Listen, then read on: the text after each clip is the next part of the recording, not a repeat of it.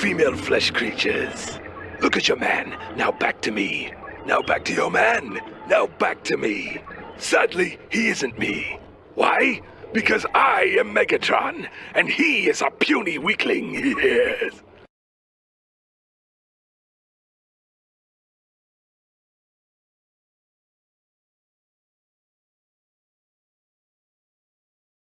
Back for another stream. See who's in the chat. Got Kantaro. What's up, man? I'll be back in a little while. Gotcha. Well, this weekend we're doing Miss Watson for the Megatron draws. So, kind of threw her into a little beach and into a little bikini. So, yeah. Let's grab our pen and make sure I get my thing recording.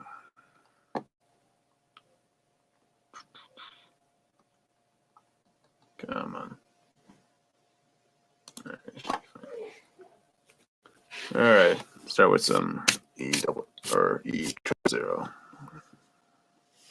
Oh wait, yeah, I'll do it later. Just gonna start with the legs.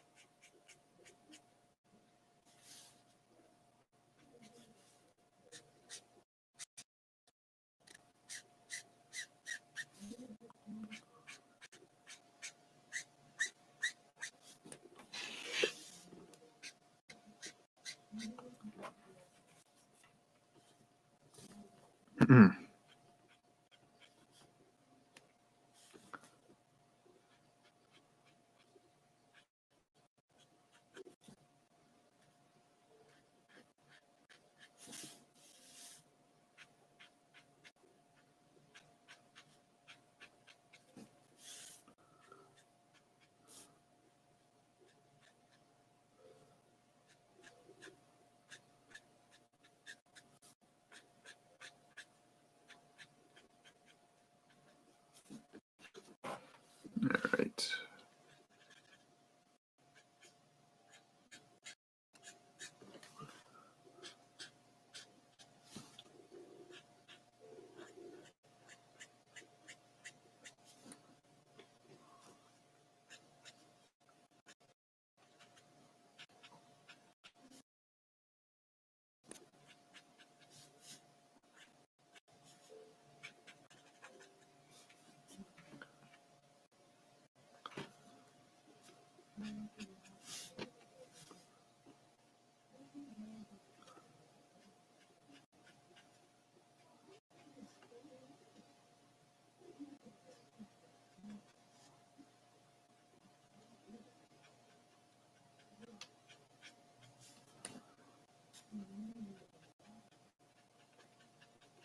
Just gotta be very careful with the face here.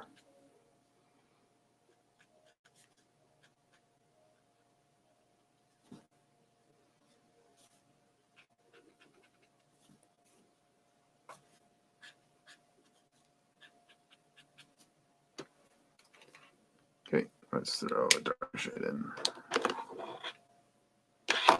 Not that one.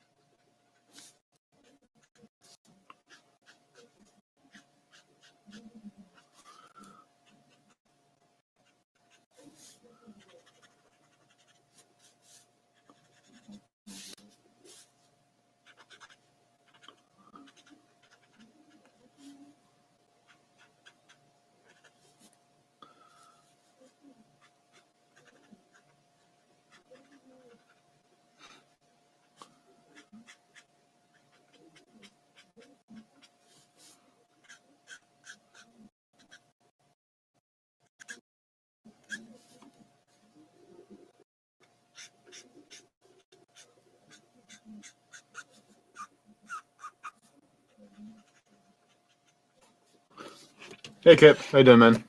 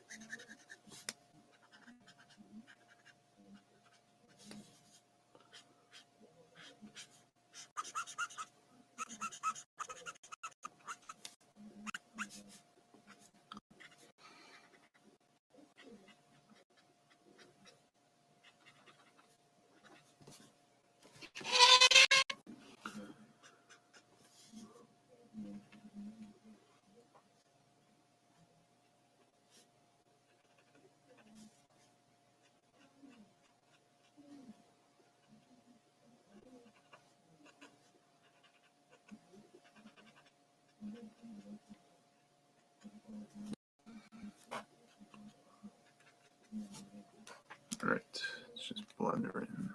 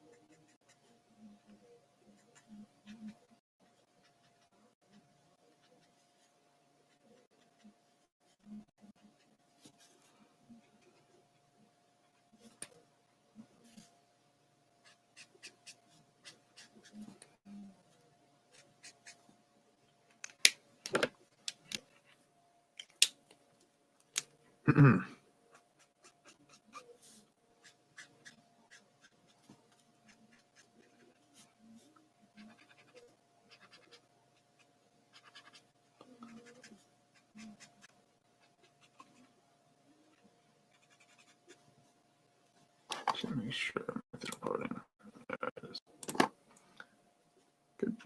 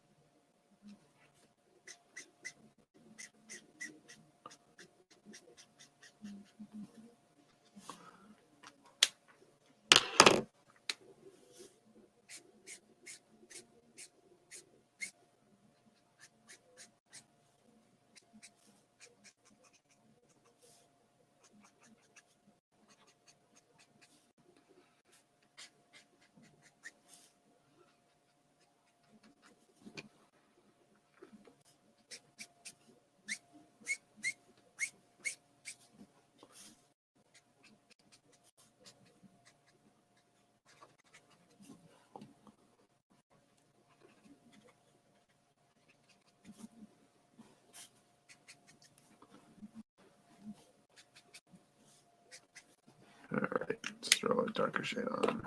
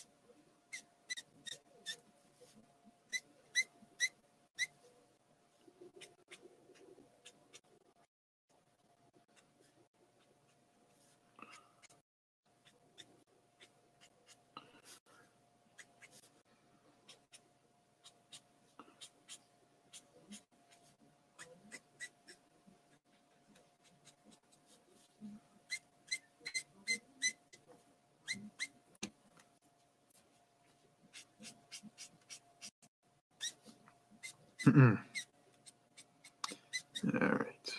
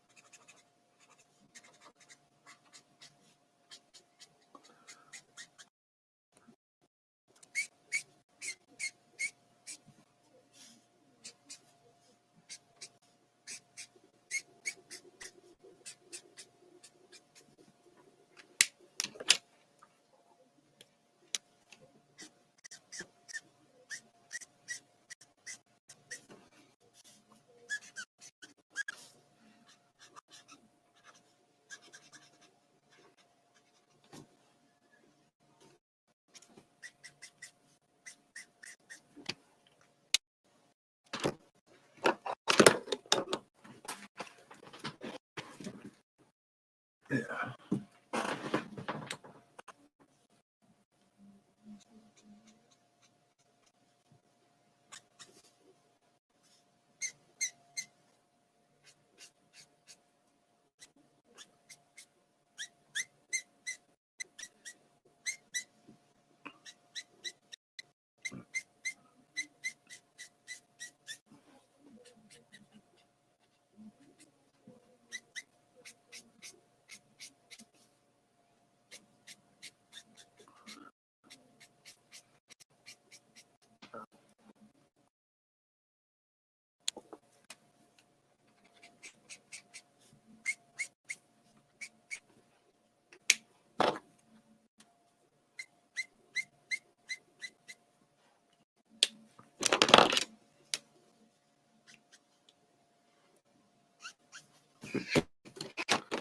Sorry about that.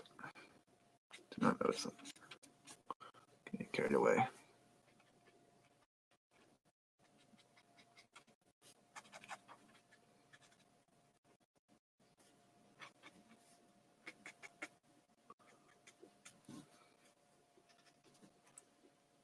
So a little bit darker to the skin tone. Since she's at the beach.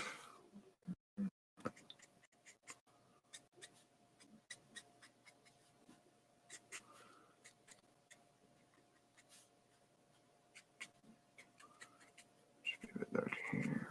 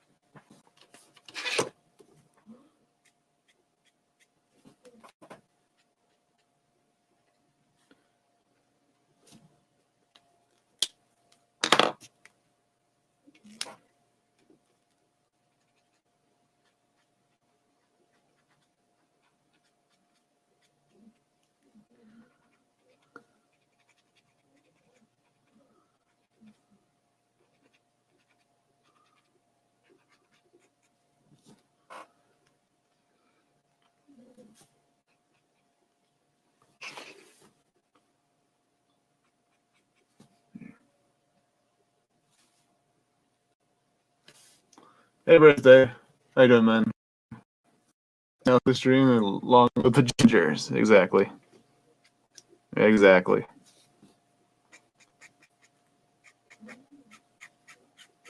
Everyone in Hollywood is fucking Eric Cartman, apparently. Because they all hate fucking gingers for some reason. I don't know why. So they keep race swapping them for some reason. But they got little. They got Mary Jane. They got Iris West, Wally West. It's like Guy Gardner. The guy might actually the new Green Lantern show. He might actually dye his hair, but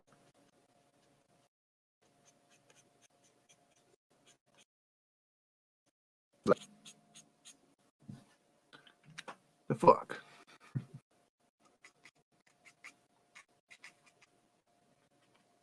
Stupid.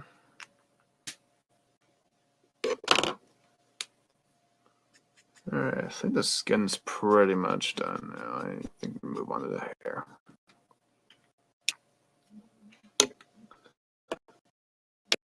They're a smaller minority than African Americans, and they can't have that.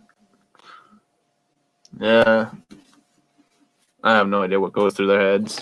They're just dumb. How should I handle the hair? Should I start with orange or should I just go on red?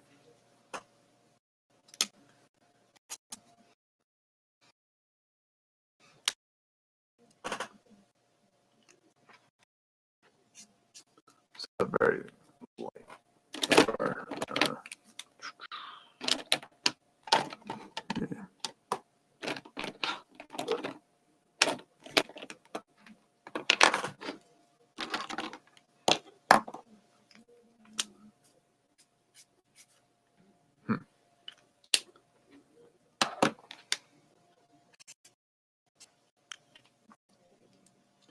Oh, we'll start with a very light orange, I think. Not that one.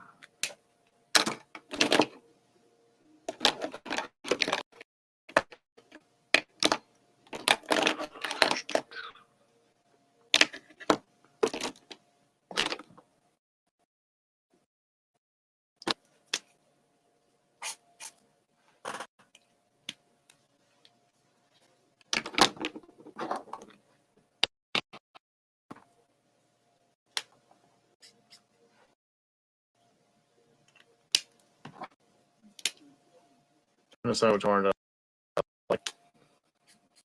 I think.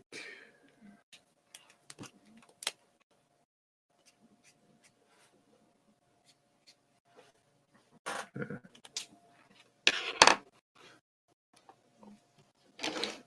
Who is she? It's Mary Jane from Spider-Man.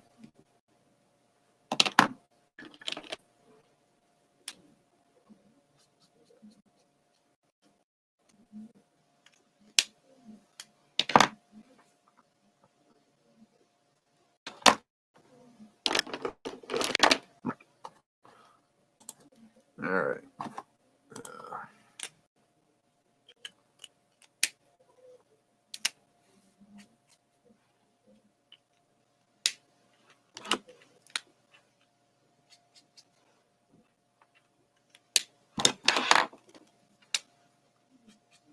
All right, I'll go this one.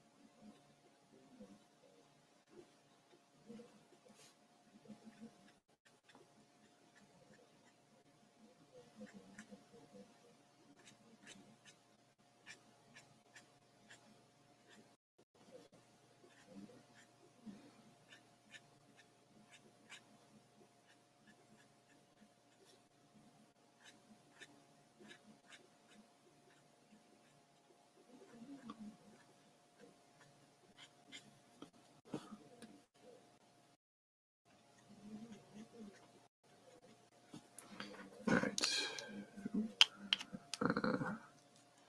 Let's just touch up this area.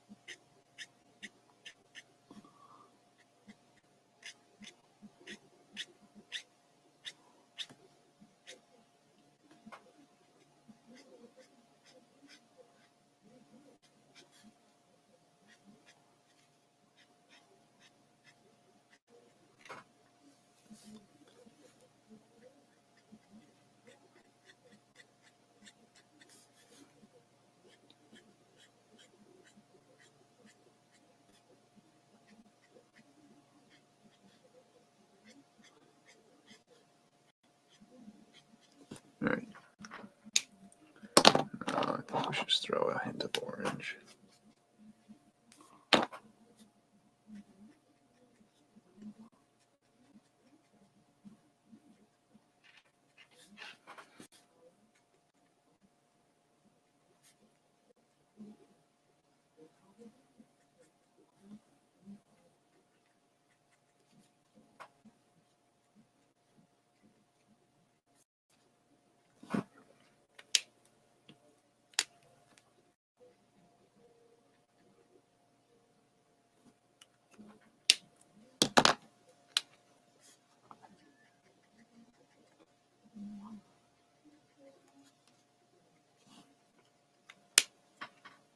Okay.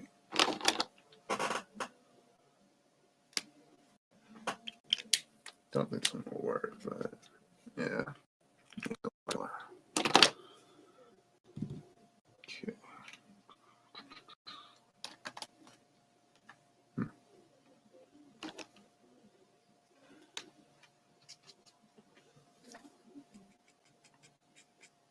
Just a little bit of that.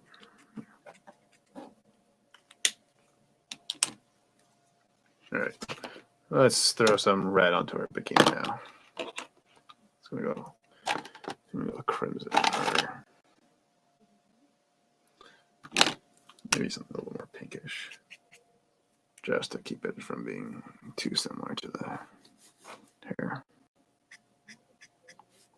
It's kind of a Spider-Man themed bikini.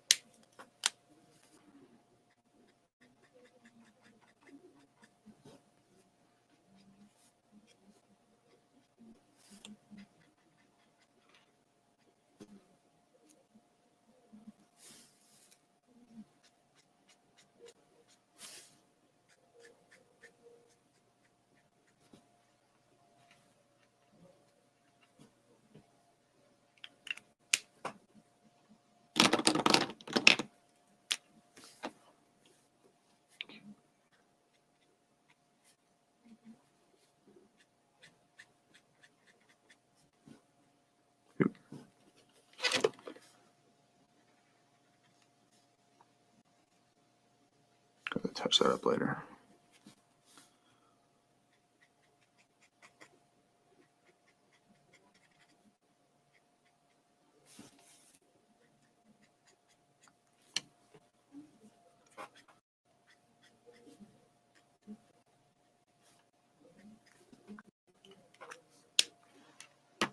Okay. Needs.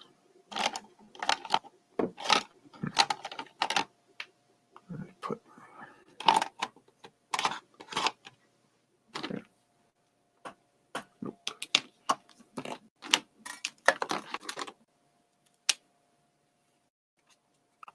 Yeah, that'll work.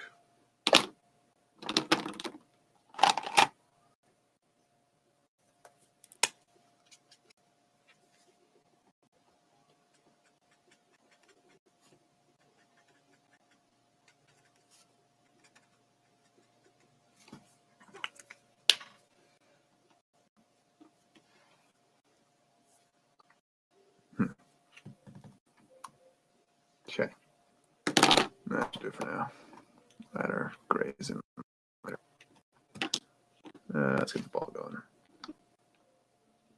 Let's throw some grays on there.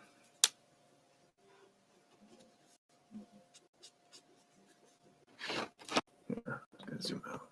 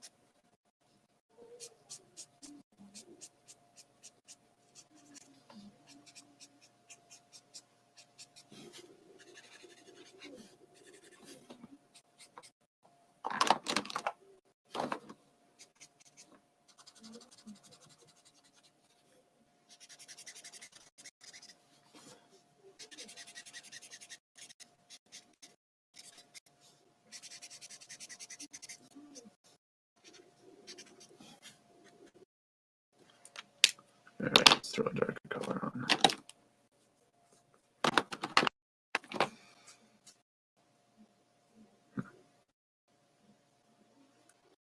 Yeah, cool gray. There.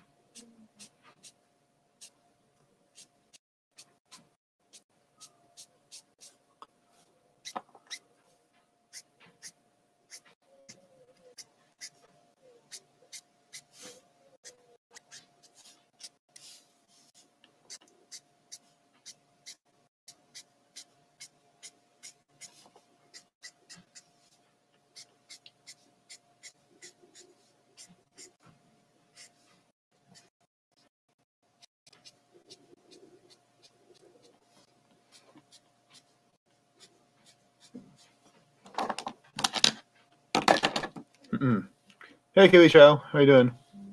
Hello, nurse. I'm not a nurse. I think you're in the wrong chat. Good to see you. I haven't seen you in a while. Or ever in my streams.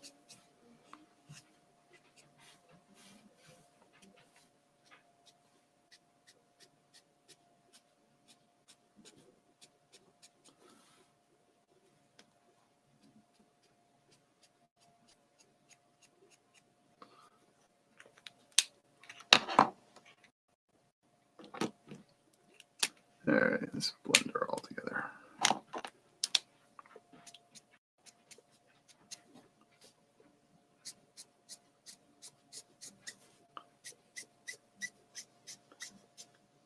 Try to create some sort of textured look.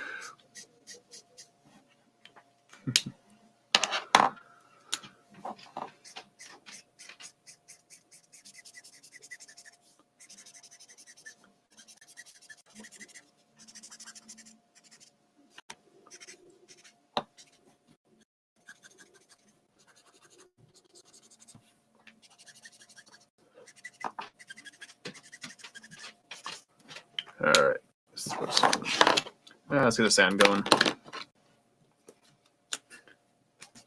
I haven't decided which color I want to use yet. That could work. I think I'm going to use this and a little bit of the yellow. And gray. I think that'll.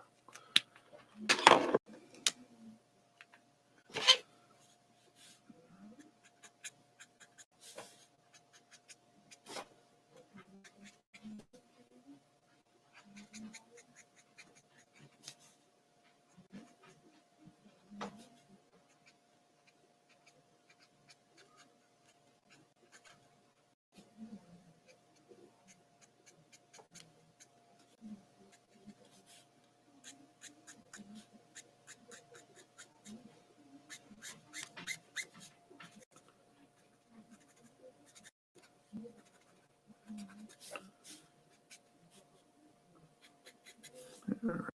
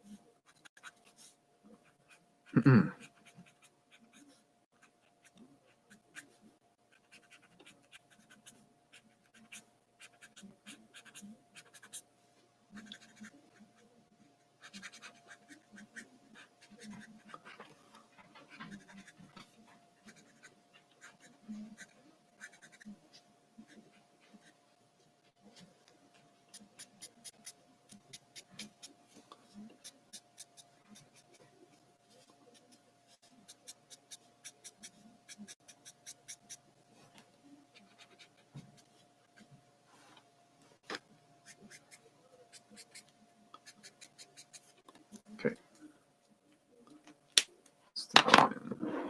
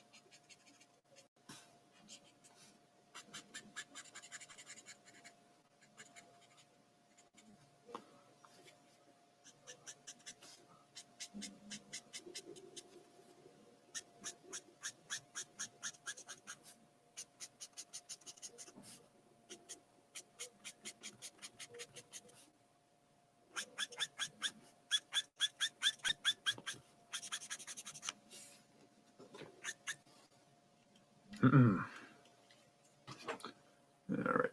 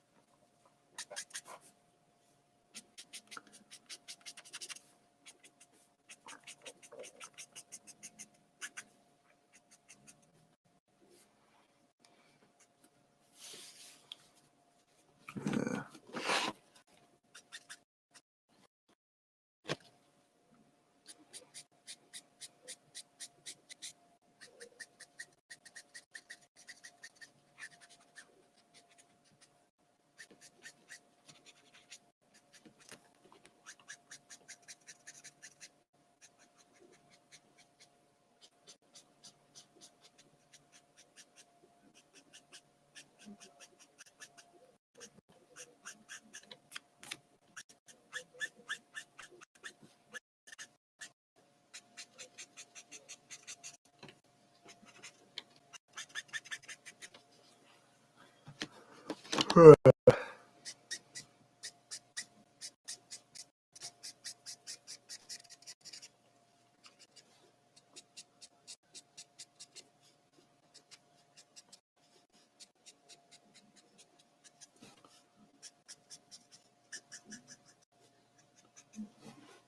right, I think we can add that color. Let's see.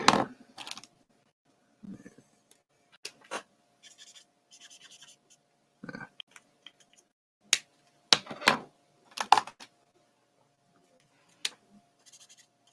Nope, not that one. Maybe we should try some warm grays.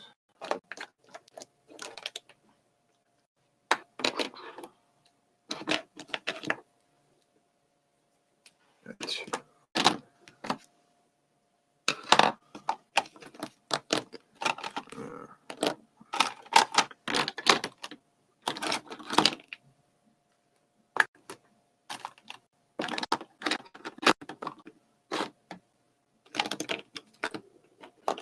Fucked up on my shit.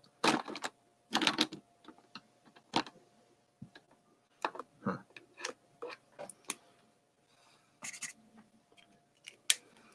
Okay.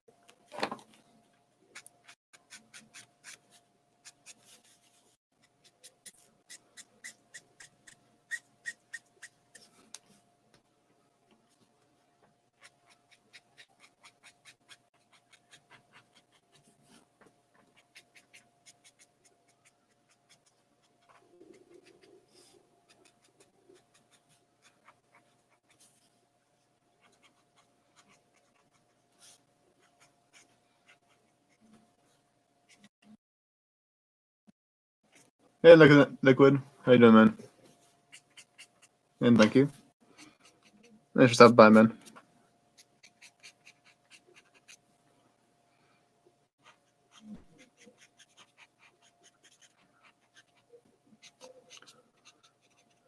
Okay.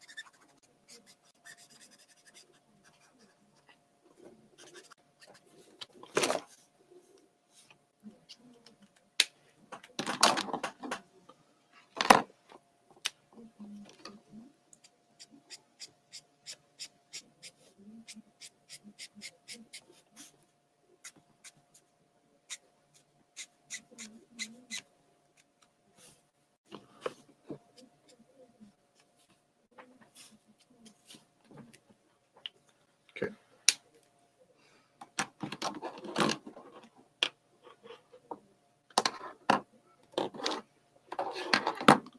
Yeah, what should I go with next?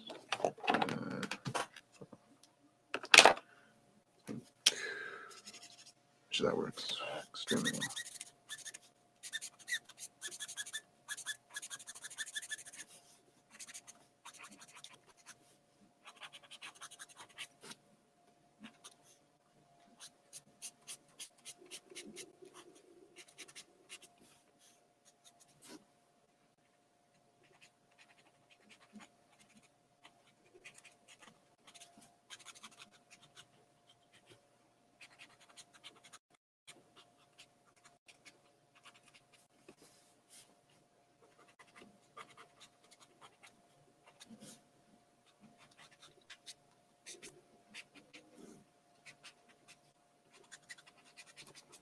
Hey, Kentaro, how you doing, man? You promised summertime fun, and as such, are delivering. Thank you. Yeah, I keep my promises. So, at least I try to.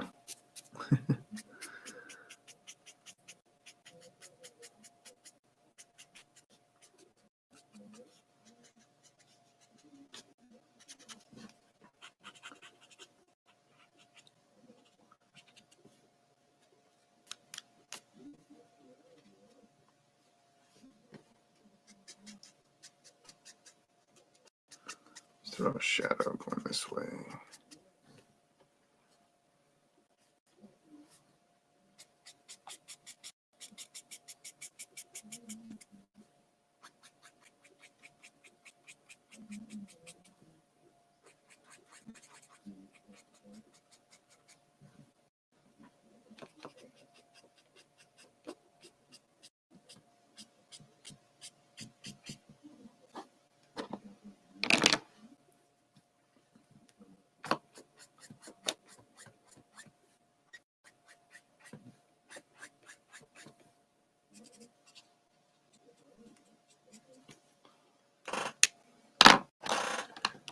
And actually,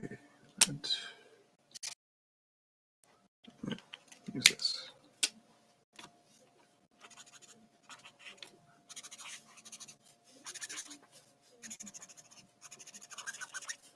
Just trying to blend everything together and also filling in some white areas.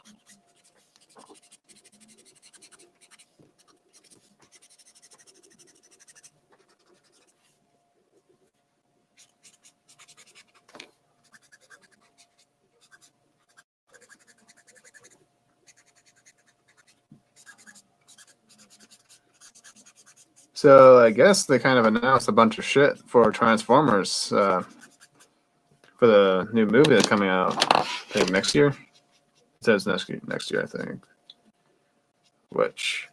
So apparently they're going to be mixing in some Beast Wars era stuff with G1 era stuff with that movie. So it sounds interesting, but I have a lot of concerns, just because I think they might be cramming in a little bit too much, I think, into the story. Because I feel like they need to start with a very back to basics approach, kind of like what they did with Bumblebee, just focus on the Autobots and Decepticons, and then branch out and do some other stuff if they want to. Like, I personally think they should have just gone with like two separate films entirely. Like, just do a separate Beast Wars film that takes place in its own time, an era, because that's kind of how Beast Wars works. They're kind of in a not really the future, but it's complicated, but they're two different eras. It's like seeing it'd be like seeing like stormtroopers in the prequel era. It just doesn't make sense. Like in the Clone Wars battles or whatever.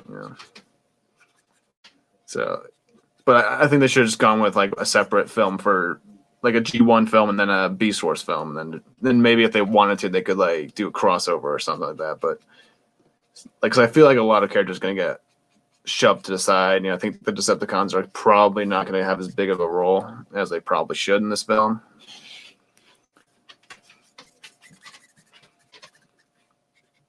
I feel like they'll probably, I don't know, might just be like one or a couple Decepticons or something. I have no idea.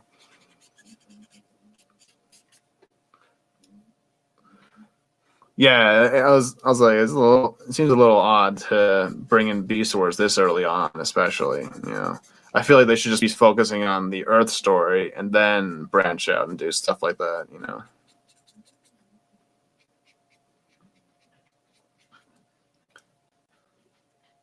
But I guess it's kind of because they want to kind of do it with because they're doing it too with the Netflix series. The next season is going to be about them meeting some of the Beast Wars characters.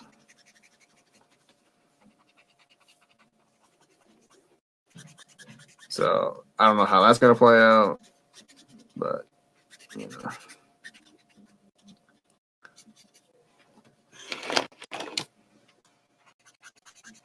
But yeah, I'm like really kind of because it's like I really like the Bumblebee movie, but then it's just like now it's just like what are they gonna do? Because now they're kind of just it feels like it's gonna be like a big sort of nostalgia like thing, and that's about it. It's gonna be kind of like Ready Player One, just throw a bunch of shit in there, and then hopefully all the fans will like it. It's just like, well, I think the fans would much rather just have a full-on Beast Wars film and a full-on like G1 film rather than just cramming everything into one film. Oh no, that is house, bro. Is that a house built on sand? No, it's a volleyball net. It's a volleyball net. It's not a fucking house. No, it's a volleyball. Because it's a volleyball and then there's a volleyball net. So, which I think we're done for the sand. For now, anyways. Dude. Let's get the net going. Yeah, let's start with the light blue. And then let's try this one.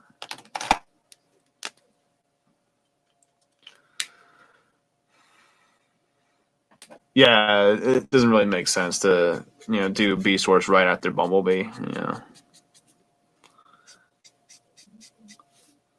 I would have thought that doing the All Hail Megatron storyline from IDW would actually be a really good starting point, or at least either that or a movie 2 for that one. I would say, yeah, I'd go movie 2 for All Hail Megatron because it kind of requires you to have basically the story.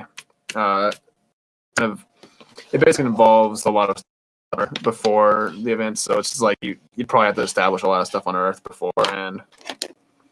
So yeah, so I would do like if I were to structure it, I would do just a basic, back to basics approach to a Transformers film and then I would just go, and then I would do All Hail Megatron, do that if I was at the helm of those films.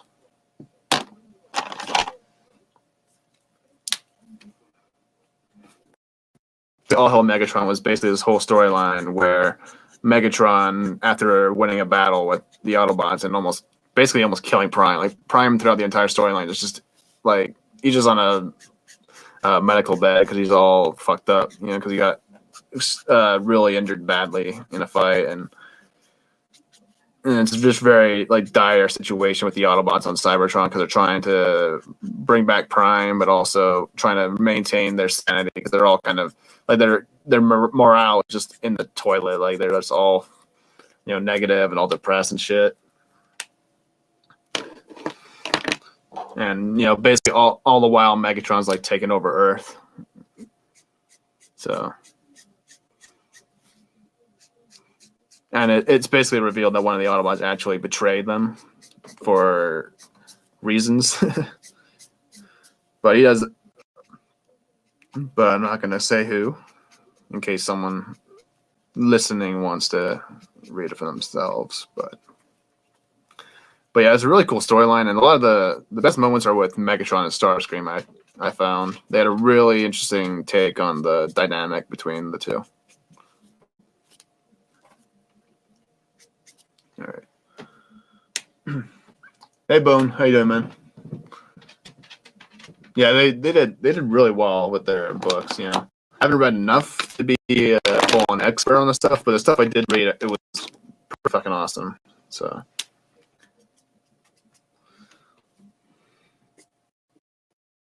I could have been doing with the Transformers films,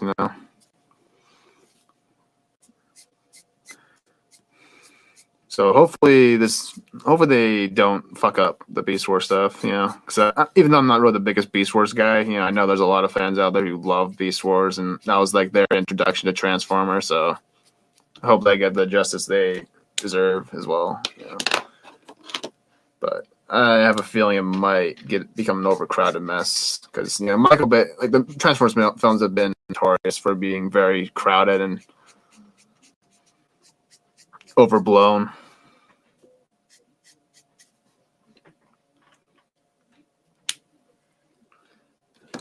All right, let's throw some water in.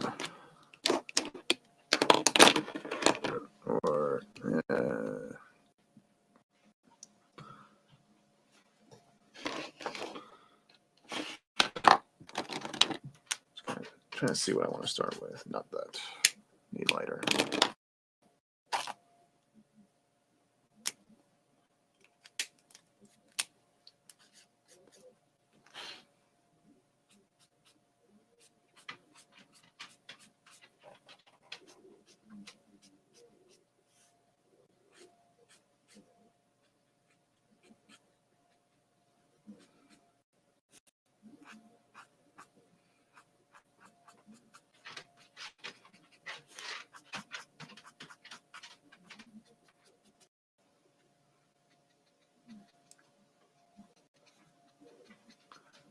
I'm actually a lot more interested in the because there's supposed to be a animated Cybertron origin film that I'm actually more interested in actually because it's supposed to be telling the origin of Optimus Prime, Megatron, how the war actually started, which was kind of what I was hoping the Netflix series would touch on because not that we haven't.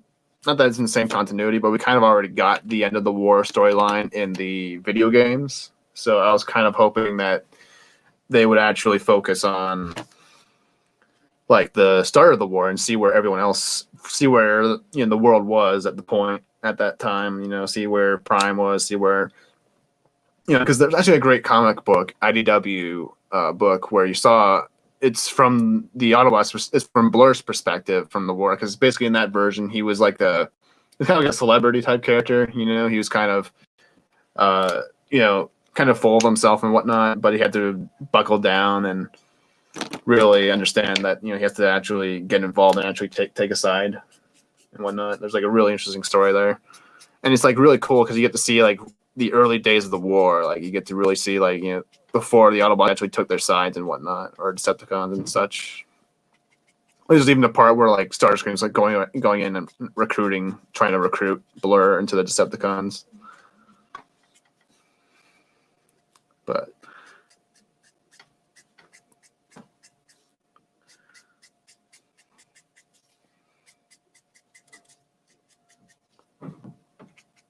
all right.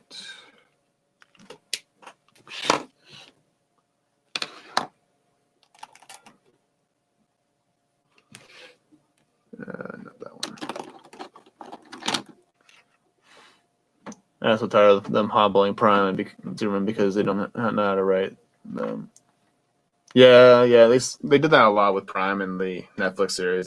And in the Michael Bay films where they just try to make him too dark and all, just not the character anymore. Because the character's strength really comes from his heart and soul and what he truly stands for and what he truly believes in. I need my okay. Like I've said it before. They kind of just made him way too gruesome, way too brutal in those movies.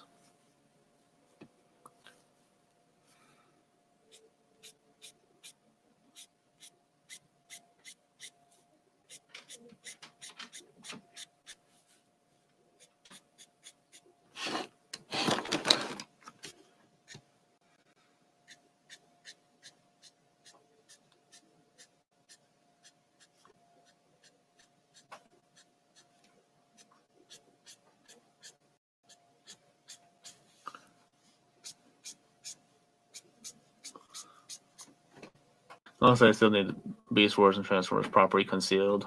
The movie is a good place to do that, but I have zero for it. Yeah, and like I was really hopeful after Bumblebee, but now it's just like it seems like they're going back to the Michael Bay way of doing things, where they just do whatever and hope it sticks. When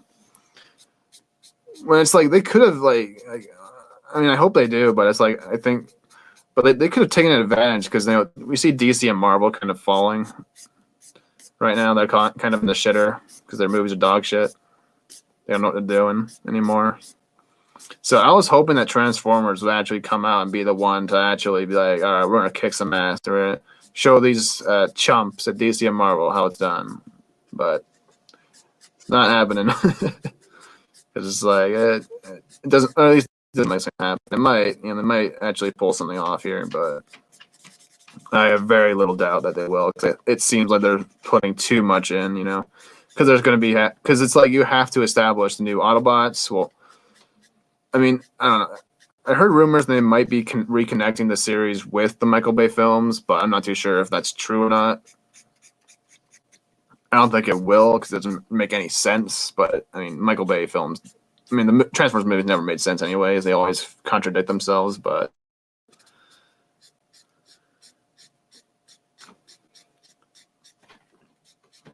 I don't know. I don't know anymore.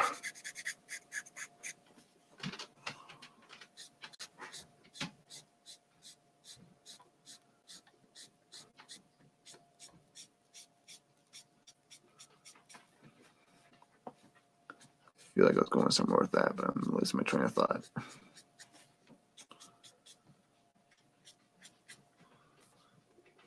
We're in the worst timeline. They better move on. Yeah, exactly. They need to just give up on the Michael Bay way of doing things, and DC needs to give up on the Zack Snyder verse and the J.J. Abrams stuff that's going to be happening soon. Like, just give up on all of it, reboot everything, just start over, start from scratch. That's what I would do for if I was DC right now, because their movies are just all over the place. They don't connect.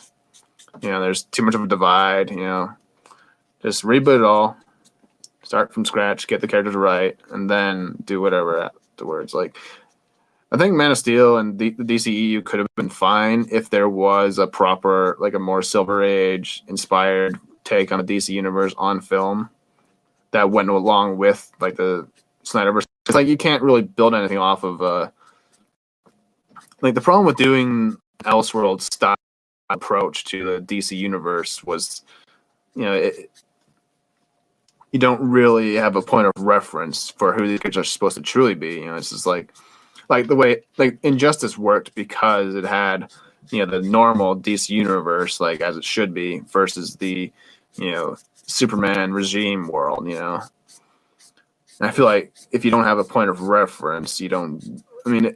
It works better in comics. Obviously, they or used to, anyways. Like, you know, because it's like you know, it's comic books, so and fans are used to that sort of thing. But on film, you have to establish, you know, because it's like film and like video games and stuff like that. They're going to be the most widely known takes on the character. So you have to get. So it's like to me, it's very important to get them right. You know, because if you don't give us the you know, because if you don't give us the real deal version of the characters, then eventually, you know, these false interpretations of them will become the norm, and we're seeing now. We see that with Wonder Woman. You know, she's completely been ruined by New 52, and then further ruined by the films because they keep pushing that take on the character that's false as well. You know, it's not a proper approach for the character. You know, there's a lot of things that are missing in her character in those films and in the New 52 that are very vital to who she was, you know. You know, they took her and turned her from being this, you know, kind and compassionate diplomat who was sent here to, you know, bring peace rather than more, like that was her main goal. Her main goal was to bring peace and love and prosperity and whatnot. But instead they've turned her into like Xeno warrior princess chick. Now that's basically who she is now. Yeah, it's like they completely got rid of the lasso as her main weapon, which is kind of annoying. Like the whole point of her character is that she's about peace. She's about honor, and you know, and so the whole reason why she never really carried around a sword back then was because that was because it didn't make sense for the character. Because like, how can you be a peace bringer if your go-to weapon is a sword? If you're coming to America brandishing a sword and shield and stuff, you know. But yeah.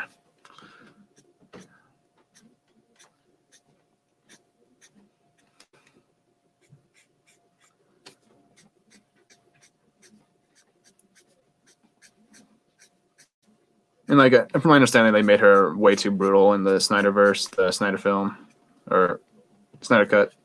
Which, yeah, that's not Wonder Woman. Like, yes, she can be violent, and yes, she will kill event at some if the mission calls for it, or if you know it's like, but she always treats killing as a last resort, you know. And in that film, like I saw the clip, I think, and I saw the clip, and it's just like, yeah, no, she could have easily taken those guys out without killing them. If you understand like the character is like, especially in this universe, like she's been around the longest, so it's just like, she should have a bit more experience and a bit more finesse than that, you know. And I gotta start this thing up.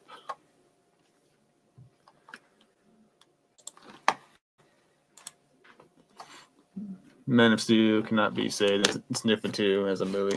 Yeah, exactly. Like New 52 was just garbage. You know, it wasn't the proper. You know, that was not Superman in any shape or form.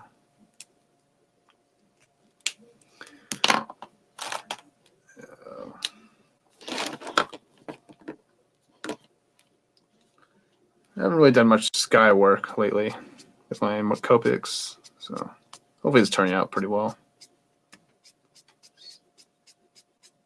If I just darken up some areas, and go pop it pop.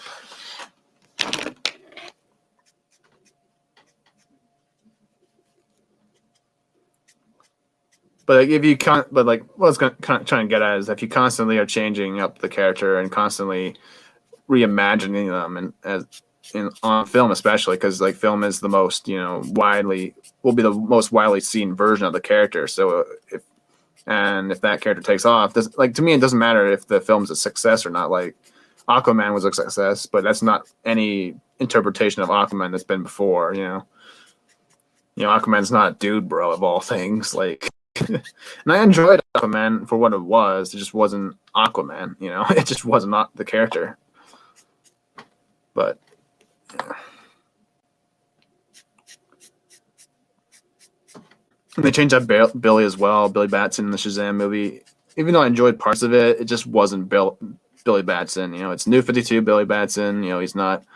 You know, this like because like Billy Batson was a character who, you know, it wasn't because he stood up for people necessarily that made him worthy of the powers or of Shazam. You know, it was the fact that he had a good heart from the get-go. Like, you know, despite going through all that, you know, trauma as a child, he still remained positive. He still remained kind and compassionate to others, even though he was in the he has every right not to be, you know, in that circumstance. But he chooses to be positive. He chooses to be, you know, good. And like the Superman Shazam animated film was like perfect. That perfectly gives you who Billy Batson is at his core. You know, it's, you know, there's a great line actually that the Wizard gives Billy, you know, when he's getting his powers, and he basically says like, you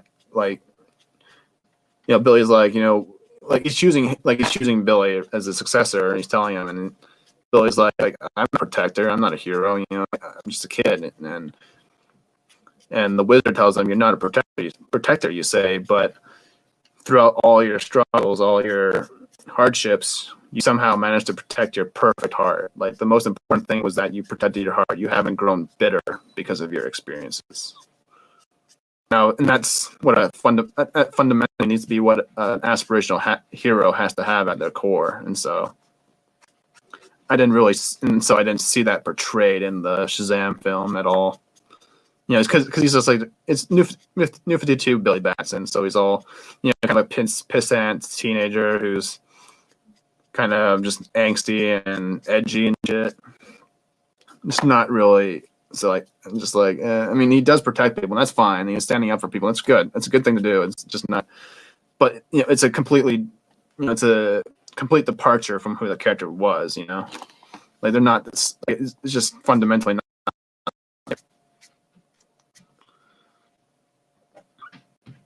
Yeah, it was a fun movie. I didn't hate it. You know, it just wasn't Billy Batson. You know. I like the family element. I like the Shazam family characters. Like I thought they were fine.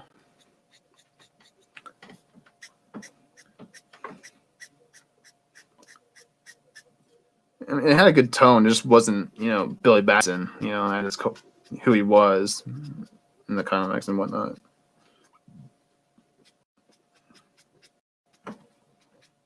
for the longest time. I mean, obviously, because it's like you can point to anything in a comic book, because like pretty much everything happens in a comic book. Like, but I've always kind of thought that it's not really about whether or not it's in a comic book. It's about whether or not it has a sustainable hold on our culture. Like I can point to any book, like because like if you point to any comic book and say that any comic or I don't know where am I going with this? Just kind of rambling now. But like, you can't just point to like any comic book and just say it's a valid take on the character, because that just justifies every dumb decision that the comics have made in the past, couple decades, or years, and even like, like that justifies everything they're doing now in the comics. It's like, oh well, and what they're doing with the MCU, especially, does that justify them, going the like? Imagine if they did like Nazi Captain America in a movie. Like, is that justified now because in the comic book, people, or because it wasn't the comics, but it was a dumb decision in the comics. So, but I feel like some people are just kind of intellectually dishonest about it.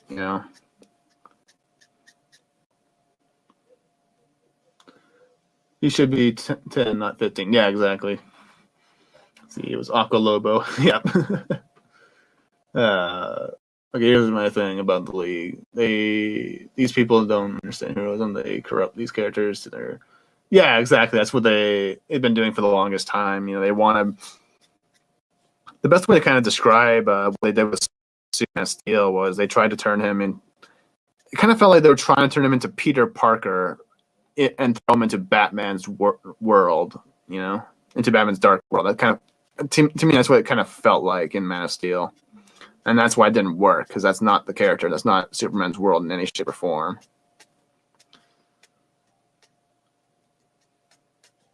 Superman doesn't live in a dark world like Batman does, and he doesn't have all these moral failings like Peter Parker does. Like, he's not the same character, and you shouldn't treat them as such. They should be, they fulfill different roles. They fulfill different purposes,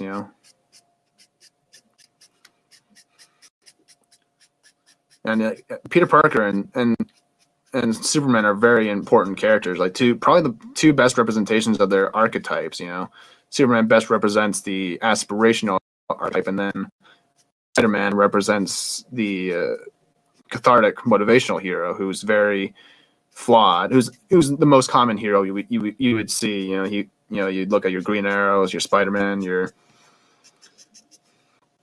Tony Stark, Iron Man. They're the ones who have to overcome a moral failing in themselves or what have you in order to become, or in order to go down the hero's path and stuff like that.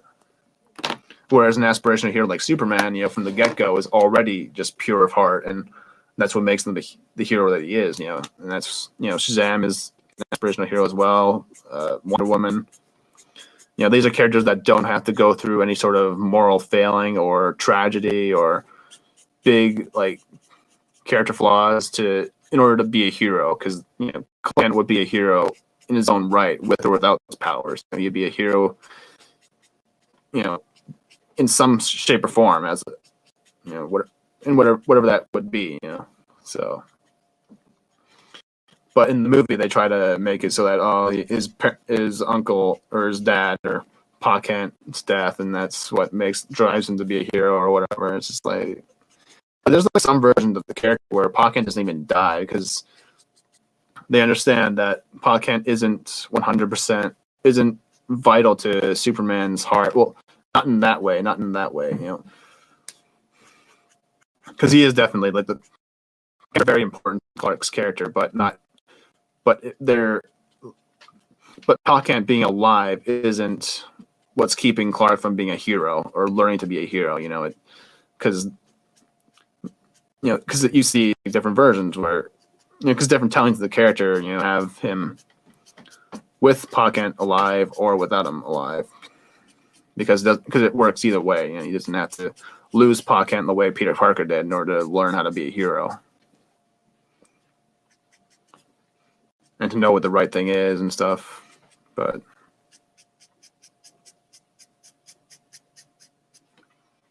MC Spy has no Uncle Ben factor driving him. That's not Spider-Man. Yeah, exactly. That was what I really hated about the Spider-Man new Spider-Man was they completely neglected Uncle Ben. Like he's not even he's he's not even mentioned half the time, and it's like this is early on in Peter Parker's life as Spider-Man, and he's not, and neither he or Aunt May ever brings up Uncle Ben by name or what have you. It's just like, come on.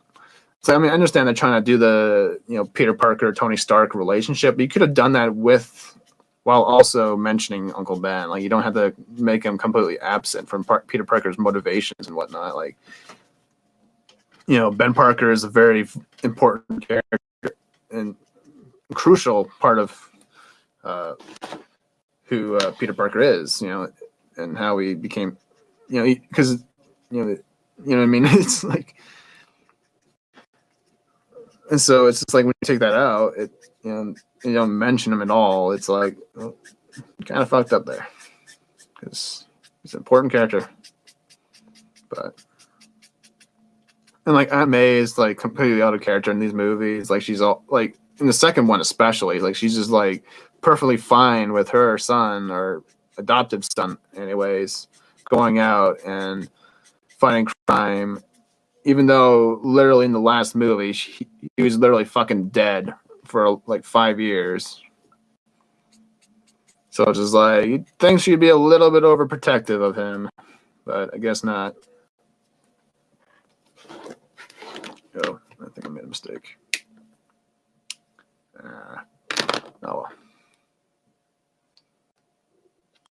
Hold up. I need my reference.